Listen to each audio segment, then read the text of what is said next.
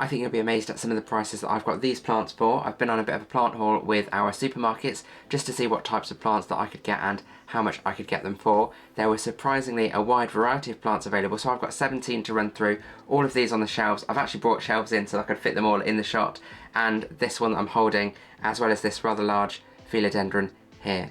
And I'll also need your help in identifying some of the plants, and that's one of the problems I'll talk about later in the video about supermarket plants and labelling. So stay tuned and let me know in the comments below if you know what any of these varieties are that I'm particularly stuck on.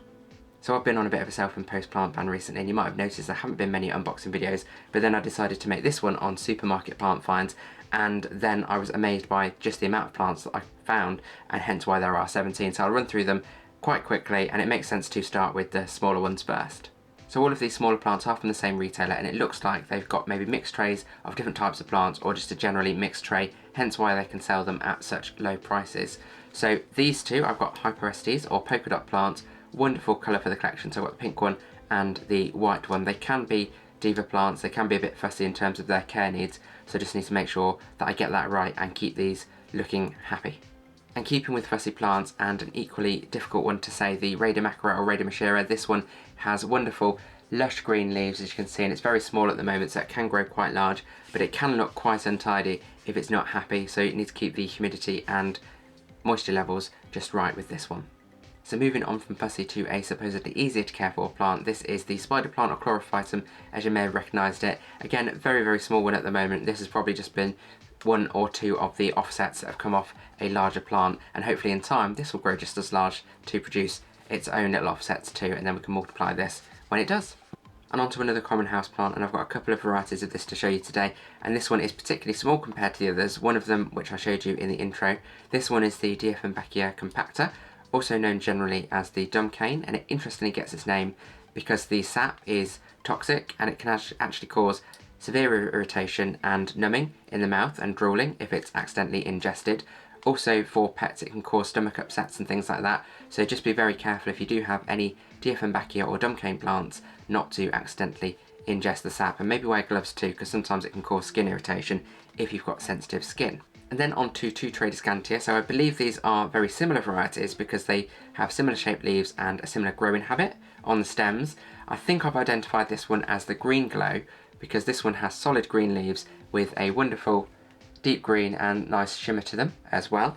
And then this one is where I've got stuck, where I need your help. This is almost the same as that one, it's just purple, or maybe burgundy. I can't quite make up my mind on the colour, with the top of the leaves a solid purple and then a green vein or green outline on the leaves on the underside of the leaves. So this one is not the purple heart, which is what I kept coming across on Google.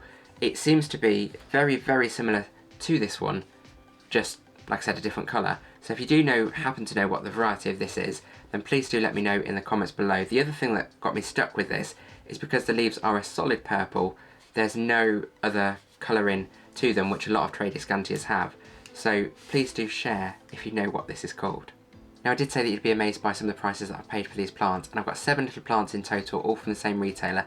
If this was a live video I could have done it as a bit of a guessing game to guess in the comments how much I've paid, but for all 7 of these plants I've paid just £8.33, so £1.19 a plant, and I think I've got a lot of the audience that are in the US, so that works out at about $1.50 currently, and depending on where you are from, you can see what that works out as, but I think that's a bargain price for these plants at £1.19, and it practices what I preach in my Grow Your Indoor Jungle for Less video, in buying the plants smaller, helping them grow to their full potential, so you can grow your indoor jungle for less and get the plants that you want without having to pay the higher prices that you often pay for larger plants.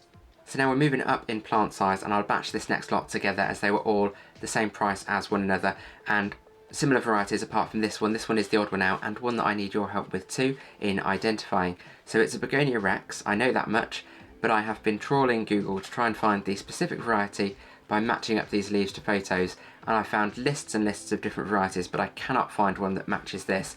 It's got very, very, very dark magenta or burgundy leaves on the top, a solid colour. They look almost like maple leaves or jaggedy acer leaves, and then on the back of the leaves you'll see slightly lighter with the red or pink veining, and the stems almost have little prickles or little hairs that make them rough. So if you are aware of what type of Begonia Rex this is, then please do let me know in the comments below as well. As I said, I've trawled Google and seen many varieties of Begonia Rex, but just not this one. I think the leaf shape is a bit of a giveaway because that seems to be the defining factor in what this might be, and also the fact that it's a solid colour, it doesn't have any patterning, which a lot of Begonia Rex do seem to have. So can you help identify it? And the next three are different varieties of ficus. So this one I believe is the Ficus Burgundy, and this one, what drew me to it was the wonderful dark glossy leaves, so that almost very, very dark green, almost black, but not quite black, and it had such a vibrant new red leaf in the middle, which has now come out by the time I'm making this video, and it starts with this nice lime green before maturing into this very, very glossy dark colour, and it's got a nice red colour to the veining on the undersides as well, and as I said, the very vibrant new leaves have that colour too. So Ficus Burgundy is the first one, and then this one is the Ficus Alley. And I've actually already got one of these in the collection, just a much smaller one, but when I saw the size of this and how much it was being sold for, I had to buy it and add it to the collection. Plus, with the size of it, with all of these wonderful long narrow leaves, it just gives a completely different aesthetic to many of the other houseplants in the collection. And then another ficus plant, this one is the Cyathus stipula or African fig tree. There are some similarities between the different varieties looking at it, but I bought this because it was different to the other varieties that I did have in the collection. So I'll be intrigued to see how this continues to grow, and hopefully it is an easy to care for plant like some of the others. And again, I don't quite have the room in my hands to hold all four of those plants, but all four were from the same retailer. They were all in 12cm pots and about 30 to 40 centimetres tall, bar the unknown begonia, which is a little bit smaller. So these were all $3.99, which I believe is about $5, which I think again is a fantastic price for plants of that size and in the nice selection of varieties that we've got. So these next two plants are quite different, but I've grouped them together because they were the same price. So this one follows really nicely on from the last lot that we were talking about, as this is another type of ficus. This is the Ficus carica, or fig tree, actual fig tree, so this will grow figs in the future when it grows a bit bigger. And this one is designed or meant to be an outdoor plant. However, I will probably keep it indoors, just in a nice sunny spot. I think particularly in the winter, it might be too cold for it in the UK. It might be okay in the spring or summer, as we're going into now. And then moving on to something quite different, so this is the Codiaeum variegatum Gold Star, or Croton Gold Star. Croton's a lot easier to say. This one I think I've identified because of its really unique leaves. It's got these incredible dark green long leaves with yellow blotching across them, and then the new leaves are almost this lime green colour with the yellow blotching just starting to appear. And the reason I picked this, they did have multiple Crotons, so the Petra, for example, different varieties available, but I picked this one because there was just so much going on the plant, loads of new leaves. So you can see that flurry of new leaves coming up on the top and those wonderful colours. So that will grow much bigger, hopefully with the right care, and this will be a really striking plant in the collection. So both of those plants, this one and the fig tree which I've just put up there, they were both only £4 or $5, I'm chucking soil everywhere, or $5 for these ones. And these ones I think are maybe in 12 or 13 centimetre pots too. So good size pot. This one's only a little plant, but the fig tree was a really good size. And this next one, I'm sure you'll recognise, this is the Spathiphyllum or peace lily, very common house plant, but I was just taken by the sheer size of this and all of the wonderful white flowers on it that are just coming up and about to open. And I love just how lush the leaves look on this, these paddle-shaped deep green leaves. So this was just £3 for a plant of this size, or I think that equates to about $3.75, and it's a very, very full pot, lots of plants going on in there. And now back to Dieffenbachyias, but two different varieties to the one that I showed you earlier, and much, much larger ones too. So the shop that I got this from did actually have some medium ones, maybe about this big, but I was so taken by the size of these for the price they were being sold for, and they just looked so healthy. I mean, look at this one. This one is the Dieffenbachia Camille with this wonderful white cream centre, green outlines and uniform sort of green stems, lots of new leaves on the way too, so really stunning healthy plant, and that will really brighten up wherever I put it in the home or amongst the other plants in the collection. So that's one of the Dieffenbachyias that I got, and I'm going to swap these around to show you the second one. This is one that I showed you in the intro too, and this one has a completely different look to it, much, much bigger leaves. If you can see the size of that leaf is huge, and it's just still opening out as well, and it's got a new one on the way in the centre. I've identified this one as the Tropic Snow. I think it's this based on the patterning on the leaf. Very uniform spread of the variegation with almost camouflage of the green coming from the outside into that variegation. Just to compare the two against each other, you can actually see the difference in the size of the leaves and also the patterning too, so they will look really nice in the houseplant collection, either together or separately. But I've got both of these in, I think they're in 15cm pots, 14 or 15cm pots, and these are probably about 45 centimetres tall. These were £7 each, £7 a plant, and that I think works out maybe about $8.50, something like that. So again, bargain plants at that price. If I was buying these from a garden centre, I would easily pay, or I wouldn't pay, but I would easily expect to pay about £20 for these.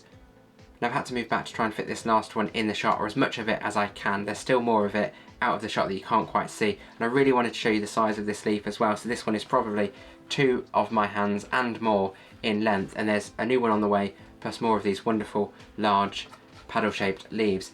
I did try to identify this one too, as I thought it looked a bit similar to one that I showed in a previous video, but these leaves are quite a bit broader and a little bit wavier. So what I think this is, I've got a Philodendron Black Cardinal downstairs, and looking at that, it's a much smaller variety. It looks like it's the same as that, same colour, incredibly dark, almost very, very dark brown, almost like a chocolatey colour, and the red stems as well, the burgundy stems.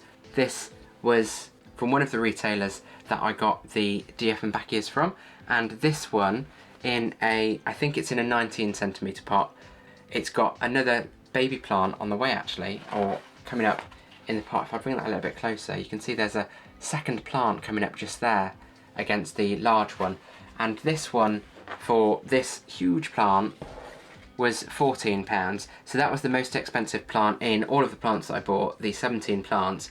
So would you have done the same if you were shopping for plants and saw all of these? Would you have been tempted to pick them up and buy them yourself? So as you've seen, you can get some fantastic plant bargains from supermarkets. However, there are some downsides. So the first one is availability. They might not have exactly what you're looking for if you're looking for a specific plant, as it's very much luck of the draw as to what they get from wholesalers and what might be seasonal too. So I was very impressed with what I found, but I've also been in supermarkets before and it's been very limited as to what plants are there. So that's one, that's not necessarily a downside, that's more of if you're a plant enthusiast, you might not be that impressed. This next one is actually a problem though, and it comes down to labelling, which is why I've been a little bit stuck. Even as someone that's, I would say, quite experienced with houseplants, it still finds quite challenging to try and identify plants. So as I've mentioned a couple of those, if you know what varieties they are, please do put them in the comments below, the Tradescantia and the Begonia Rex. So this is why, and I used to have a houseplant shop a few years ago. This is something I'm quite familiar with. The labelling of plants, when you buy them house plant wholesalers, you can actually get them in mixed lots. So you can get them in mixed lots of plants all in the same pot size. For example, these are maybe 8 or 9 centimetres, and you can buy a mixed lot where you'll get all different types of plants, and you can get them for a much cheaper price that way, and therefore either max your profits or sell them cheaper, as this supermarket has done. Or you can buy them as mixed type lots. So with this one, the Tradescantia came in a mixed Tradescantia lot, so it would have had lots of different varieties of Tradescantia in the tray, again for a cheaper price. With these ones, that's where we come down to the labelling issue. The labelling issue is with the Dieffenbachia that I showed you earlier, and possibly some of the other smaller plants, this one just says foliage mix on the label, and you can't always check the plant passport. So all plants should have either printed on the label or printed on the pot somewhere a plant passport that at least tells you the type of plant that it is. So for example, this one should say philodendron to know that it's a philodendron. This one still says foliage mix, which I'm not quite sure it's allowed to do, because I think it should say the type of plant that it is, but this one still says foliage mix. So if you didn't have any houseplant experience and you were buying this houseplant, you wouldn't have the first idea as to what it was, or even what to search for on Google, because there's no identification to say that this is a Dieffenbachia. I only know that from my experience, as I'm sure you would from your own houseplant experience. So that is one of the main downsides. The same with the Tradescantia one. That one said Tradescantia mix, and that does actually say Tradescantia on the plant passport on the back, but just not the specific variety.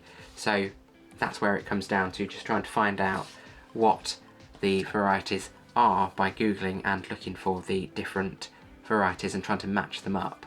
So let me know in the comments below if you found this yourself and you've been stuck with a particular type of plant. Maybe you still are and you've still got some mystery plants or mystery varieties in your collection. If you like to find plant bargains, you might like my previous video, which is all about rescue plants, how you can buy plants on clearance, the checks you can make to see if they can be saved, and tips on how you can bring them back to full health and grow your houseplant collection for less. I hope you found this video interesting in showing you the 17 plants that I got and the amazing prices that I paid for them, plus the dilemma of trying to identify a few of them. If you do know what those ones are, then please do put them in the comments below and I'll really appreciate it. If you've got any questions, put them in the comments too and I'll respond to everyone. And as always, thanks for watching. Grow your well-being.